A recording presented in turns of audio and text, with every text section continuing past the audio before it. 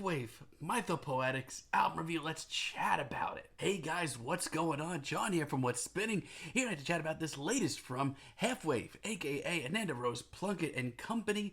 These guys have been really super busy lately. In her early days, I sort of gravitated towards Waif's music. I liked the very whimsical, very elegant style of synth pop and art pop that they were putting out. While not perfect, I thought the Kotekon album was honestly really nice. Tracks like Normandy really won me over. But with her follow-up, Probable Depths, I kind of felt like Waif were still trying to figure out their sound.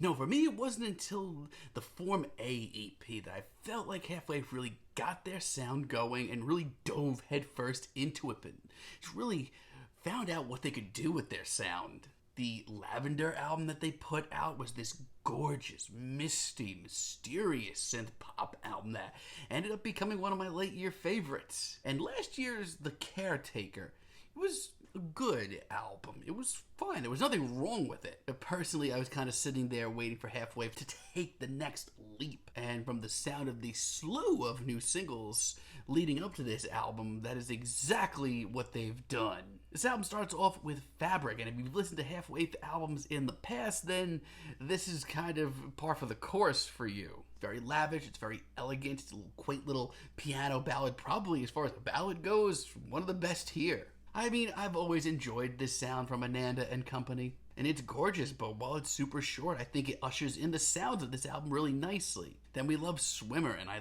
love the very spacious, elegant instrumental we get here. I love how Ananda's vocals just seem to be like haunting this track. But what's very clear almost immediately is the amount of risks that Ananda and Waif are really willing to take on this album. It's something I've always wanted to hear, and we get it here. We get a little bit of everything on this track. We get the quirky production. We get this instrumental, which is pretty booming and intense at points. Like, in its own way, this track goes pretty freaking hard, and on top of that, you have Ananda's vocals, which I swear have only gotten better over the years. Genuinely gives me the chills.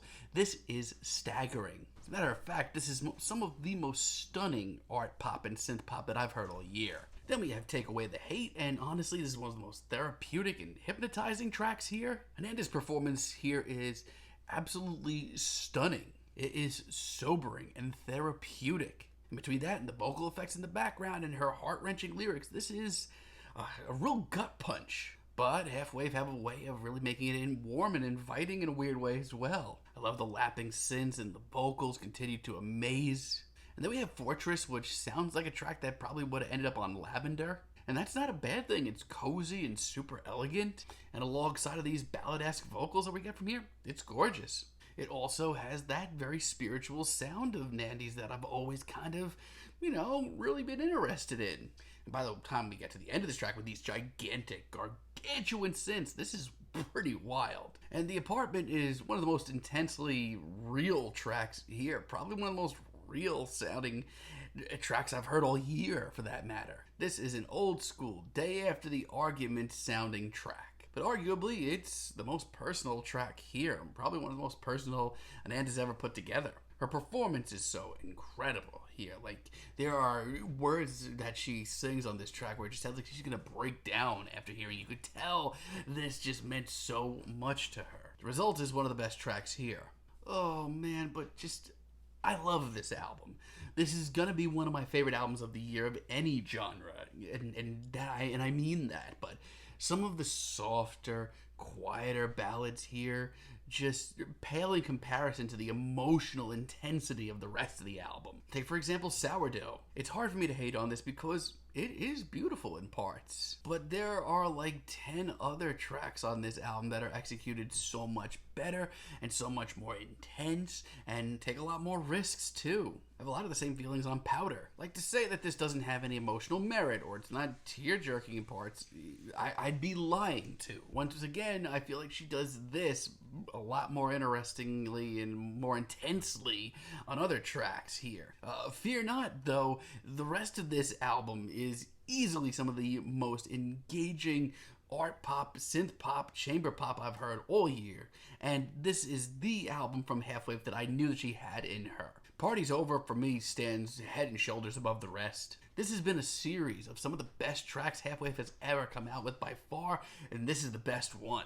I love how hazy and otherworldly this comes off, and the wonky experimental production is really interesting as well. It is gorgeous, and this is just like the track that I knew that she could do. The catchy chorus, the echoed vocals in the background, the production. It has this timeless feel to it. It's all just so breathtaking. Then we have Horse Racing, yet another risky tune for her. And I mean when I say that, this is one of the strangest tracks that Halfwave have ever even come close to. The way it creeps along, one foot in front of another. The pacing here is ridiculous, but it's just as gorgeous and rewarding. Then we have Orange Blossoms, which stops me in my tracks for another reason. This is absolutely heart-wrenching. It's tragic, but it's also, like, incredibly intense. Like some of the best tracks here, it is dramatic. It is very real. Seemingly diving here into depression and loneliness. And man, it's tough, but Halfwave does it a whole lot of justice. And it's just so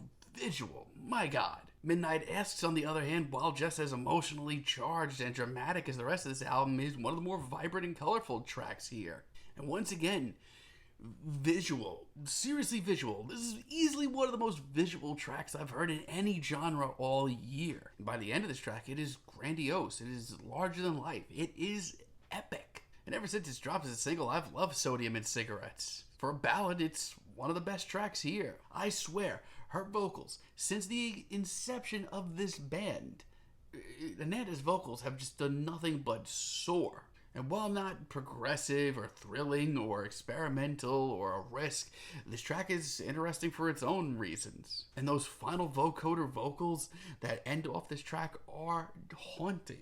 So this, to me, for many, many years, I said to myself, I feel like Halfwave can do so much more. They have an interesting sound. If they dove deeper into it, they could really come up with something interesting and big and out of this world and emotionally intense and dramatic and elegant and all these things.